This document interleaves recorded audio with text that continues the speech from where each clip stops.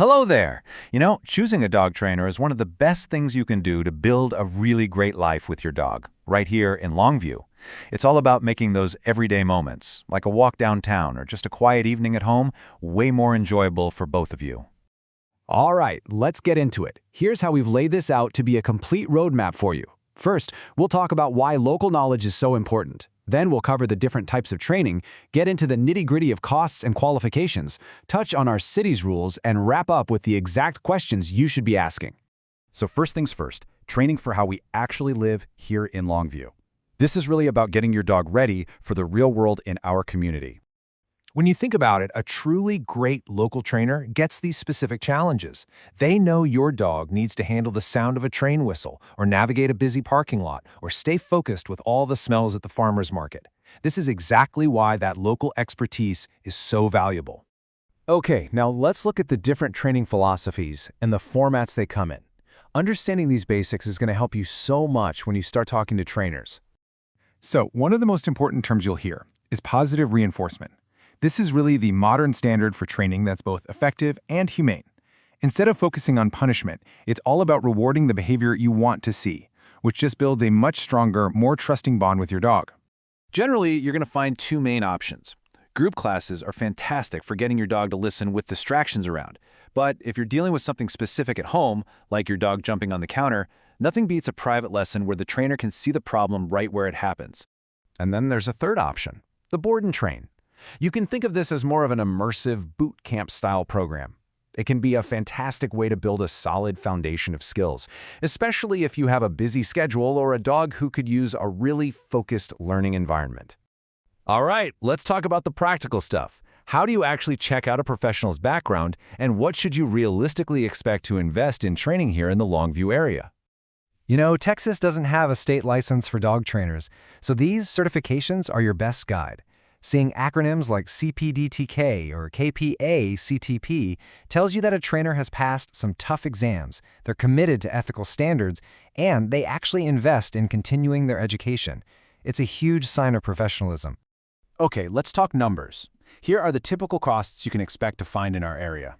A 6-week group class might be around $200, while something more intensive like a 2-week board and train is obviously a much bigger investment.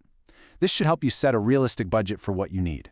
And to give you a really solid benchmark, just keep this number in mind. You can expect to pay around $80 for a single 1-hour private session with a qualified trainer. It's a pretty helpful figure to have in your back pocket when you start making calls. Now, being a responsible dog owner also means knowing the local rules and, just as important, knowing where you can go to practice. This is all about being a great canine citizen right here in Longview. These are pretty much the big 3 rules every dog owner here needs to know. A leash that's no longer than 6 feet is a must in public. A current rabies tag has to be on their collar, and yeah, excessive barking can become an issue.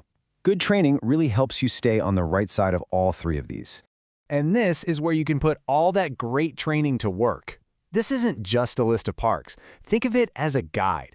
You can head to the fenced area at Johnston Park to safely work on recall, or use the trails at H.G. Mosley to practice those leash manners. Each spot gives you a different environment to really solidify your dog's skills. Okay, we're at our final section. This is your personal checklist for when you meet with a potential trainer. Having these questions ready to go will make you feel so much more confident in your final choice. Definitely start with this one. You want to hear them talk with real enthusiasm about rewarding good behavior and building a dog's confidence. Their answer here tells you a ton about their whole approach. Next up, ask them about their qualifications. A true professional is going to be proud to share their certifications and tell you how they stay up to date on the latest science in animal behavior. It really shows a deep commitment to what they do. And you've got to remember, you're not looking for some cookie-cutter program. A good trainer is going to ask you about your dog's specific quirks and what you want to accomplish, whether that's walking calmly at the arboretum or just not jumping on your friends when they come over. Look, training doesn't mean much if it only works in your living room, right? You need a plan for taking those skills out into the world.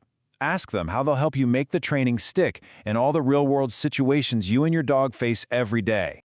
And last but not least, always get it in writing. Being professional includes being transparent about money. A clear, written estimate makes sure there are no surprises down the road and that everyone is totally on the same page before you start. Because in the end, this is really the goal, isn't it? It's about so much more than just simple commands. It's about building a partnership that lets you and your dog get out there and enjoy everything our city has to offer together. We wish you the very best of luck in finding the right partner for your training journey. Investing in a well-trained dog enriches your life in so many ways. It'll make your home more peaceful, your walks more pleasant, and your connection with our whole community that much stronger.